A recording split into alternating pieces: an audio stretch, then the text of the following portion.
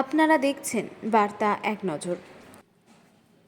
বিধানসভা ভোটের আগে বলাগড়ে তৃণমূল ছেড়ে বিজেপিতে যোগদান। আর কয়েক মাস পর বিধানসভা ভোট। আর বিধানসভা ভোটের আগেই হুগলি জেলার বলাগড় বিধানসভা এলাকা থেকে তৃণমূল ছেড়ে বিজেপিতে যোগদান করলেন বেশ কিছু বিজেপি কর্মী। বিজেপির হুগলি জেলা চুঁচুড়া সদর কার্যালয়ে এদিন জেলা সভাপতি গৌতম চ্যাটার্জির হাত ধরে তৃণমূলের সুশান্ত কর্মকার সহ প্রায় 50 জন তৃণমূল কর্মী যোগদান করলেন।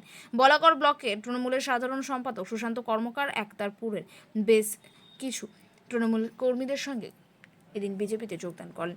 আর হুগলি জেলার সদর কার্যালয় অফিসে এদিন বিজেপির সভাপতি গৌতম চ্যাটার্জির হাত ধরে এদিন যোগদান করেন। হাতে দলীয় পতাকা তুলে দিলেন তাদের হাতে। এরপর এই বিষয়ে তৃণমূল থেকে আসা সুশান্ত কর্মকার কি বলছেন শুনবো। হুগলি থেকে রাজেশ কুমার রিপোর্ট, বার্তা এক নজর।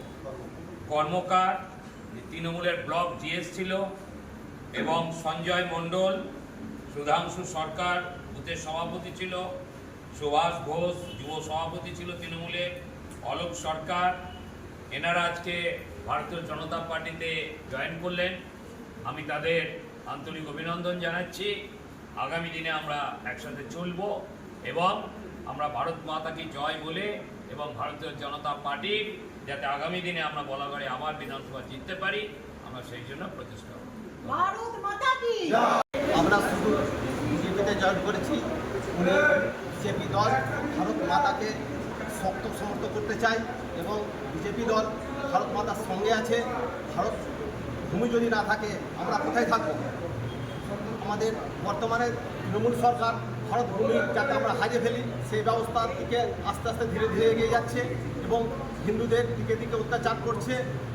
তাদের অত্যাচার বন্ধ করার জন্য এবং আমরা প্রত্যেকে যাতে ভারত মাতাকে ভালোবাসতে পারি, আমরা যত হিন্দু আছি প্রত্যেকে যেন আমরা একসাথে এই প্রতিবাদ করতে পারি। ভারত মাতা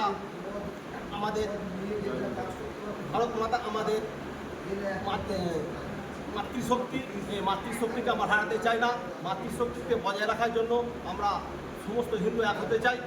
হিন্দু এক হওয়ার জন্য আমরা বিজেপিতে জয়েন করেছি এবং তৃণমূল যেহেতু আমাদের হিন্দুত্ব হারিয়ে দেওয়ার প্রয়াস চালাচ্ছে, সেই প্রতিবাদ করতে আমরা বিজেপিতে এসেছি বা জয়েন করছি। আমরা সকলে মিলে একসঙ্গে কাজ করতে চাই এবং ভারত মাতাকে আরও শক্তি সমর্থন করতে চাই।